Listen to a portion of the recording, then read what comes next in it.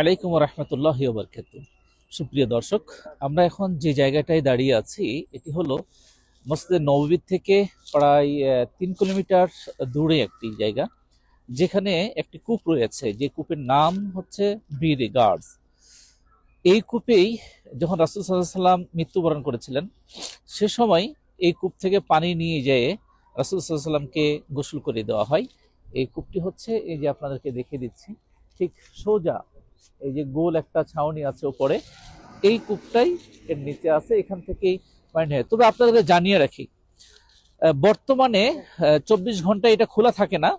বর্তমান বন্ধ রয়েছে। এটা সম্ভবত 2টা পর্যন্ত, দুপুর 2টা পর্যন্ত বন্ধ থাকবে। দুপুর 2টার পরে এটা খোলা থাকবে। যদি কেউ আসতে চান, আমাদের মতো করে ভুল করবেন না, 2টার আগে আসবেন না, 2টার পরে আসবেন, তাহলে সরাসরি কূপের কাছে যাই একবার আপনারা দেখতে পাবেন এবং এখান থেকে পানিও আপনারা নিতে পারবেন। এই দিক দিয়েই যে মদিনা থেকে মক্কা যাওয়ার পথের একটি রাস্তা, এটা এখন বদরের রাস্তা আছে। এদিক দিয়ে আগে মক্কা মদিনা চলাচল করত।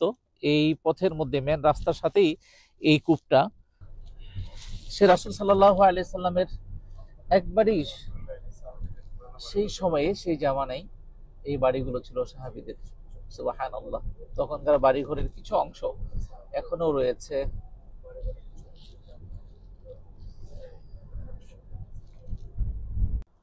প্রিয় দর্শক, আমি যে জায়গাটায় বর্তমানে দাঁড়িয়ে আছি এটি হলো, এই যে আপনারা দেখতে পাচ্ছেন, বীরে ফকির। বীরে ফকির তার মানে হযরত সালমান ফারসি রাদিয়াল্লাহু তাআলা আনহুর যে কূপটা ছিল, এই কূপ এদিক দিয়ে আসতে হয়। আপনাদেরকে আমি দেখানোর চেষ্টা করতেছি। সালমান ফারসি রাদিয়াল্লাহু তাআলা আনহুর সময়ের যে কূপটা ছিল, এই কূপটা আপনাদেরকে দেখিয়ে দিচ্ছি, আপনারা দেখতে পাবেন। এই যে দেখেন, এটা হলো হযরতে সালমান ফারসি রাদিয়াল্লাহু তাআলা আনহুর কূপ। এই যে এখান থেকে সোজা দেখে যাচ্ছে, এটা ছিলেন কূপ, এবং সালমান ফারসি রাদিয়াল্লাহু তাআলা আনহুর বাড়ি ছিলেন। এই যে ঘরের মতো করে দেখা যাচ্ছে, ওই সাইড দিয়ে এগুলো বাড়ি ছিলেন এবং এটাই কূপ ছিল। এই যে কূপটা আপনারা দেখতে পাচ্ছেন, ওখানে এই যে কবুতর আছে, কবুতর দেখতে পাচ্ছি আমরা। এই এলাকাটা ছিল হযরত সালমান ফারসি রাদিয়াল্লাহু তাআলা আনহুর বাড়ি ছিলেন। এই জায়গাটা এখন সুন্দর করে, আগের তুলনায় অনেক সুন্দর করেই ইয়া করেছে। সে সময়ে যে কূপ থেকে পানি তুলতো, যে পানি তোলা হতো এই মেশিনের মাধ্যমে। এখানে ক্যারিং সিস্টেমে বড় ধরনের জার ফেলে, বালতি ফেলে তোলা হতো পানি এই জায়গাতেই, এই মেশিনের মাধ্যমে। এই যে এটা ক্যারিং সিস্টেম, এই সিস্টেমে তোলা হতো। আসসালামু রাহমাতুল্লাহ, কাইফাল হাল হাবিবি?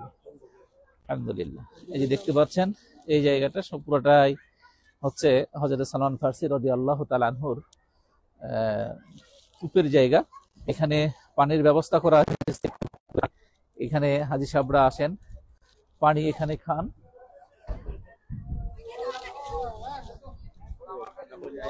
এখানে আপনারা দেখতে পাচ্ছেন যে পানি এই জায়গা থেকেই খাওয়া হয়। আমাদের সময় তো হাজী সাহেব, এই যে বীরগঞ্জ থেকে আগত আমাদের বাদল মামা পানি খাচ্ছেন, পানি খেয়েছেন, পানি খাচ্ছেন। আলহামদুলিল্লাহ। আমরা হযরতে সালমান ফারসি রাদিয়াল্লাহু তাআলা আনহুর যে কূপ, সেই কূপটা আমরা দেখলাম। এখন আপনাদের সামনে এই সালমান ফারসি রাদিয়াল্লাহু তাআলা আনহুর বাগানের ব্যাপারে কিছু আলোচনা করছেন আমাদের সম্মানিত দিনাজপুর জেলা বীরগঞ্জ উপজেলার সম্মানিত খতিব মাওলানা জাহিদুল ইসলাম, মুফতি মাওলানা জাহিদুল ইসলাম। জি আলহামদুলিল্লাহ। আমরা অনেকদিন কিতাবে পড়ছিলাম, ছাত্রদেরকে সবক দিচ্ছিলাম, শুনছিলাম সালমান ফারসি রাদিয়াল্লাহু তাআলা আনহুর এই বাগান এখানে আছে। আমরা আজকে এখানে আসতে পেরেছি। মারিয়া এভিয়েশন দিনাজপুর, এই এভিয়েশনের তত্ত্বাবধানে আমরা হজে এসে চেয়ারম্যান সাহেব জনাব মাওলানা মোফাজ্জল হোসেন সাহেব, তিনি আমাদেরকে সালমান ফারসি রাদিয়াল্লাহু তাআলা আনহুর খেজুর বাগানে নিয়ে এসেছেন। এটা দেখে আমরা একটি বর্ণনা এসেছে, লাইসাল খবরু কাল মুআয়না, যে কোনো খবর দেখার মতো হয় না। আল্লাহ তাআলার কাছে শুকরিয়া যে আল্লাহ আমাদেরকে সচক্ষে দেখার তৌফিক দান করলেন। এজন্য আমরা শুকরিয়া আদায় করছি আলহামদুলিল্লাহ। এবং আমরা শুকরিয়া আদায় করছি মারিয়া এভিয়েশন দিনাজপুরের সম্মানিত চেয়ারম্যান সাহেবকে, যে তিনি আজকে এটা ওনার নির্দিষ্ট জিয়ারার অংশ না হওয়ার পরেও উনি স্বেচ্ছায় আমাদেরকে উদ্বুদ্ধ করে এই সালমান ফার্সি রাদিয়াল্লাহু তাআলা খেজুর বাগানে নিয়ে এসেছেন, এজন্য ওনাকেও ধন্যবাদ। আলহামদুলিল্লাহ। শুকরিয়া, আসসালামু জাযাকাল্লাহ। আলাইকুম ওয়া ওয়া আলাইকুম রাহমাতুল্লাহি আসসালাম ওয়া ওয়া বারাকাতুহু। রাহমাতুল্লাহি ওয়া বারাকাতুহু।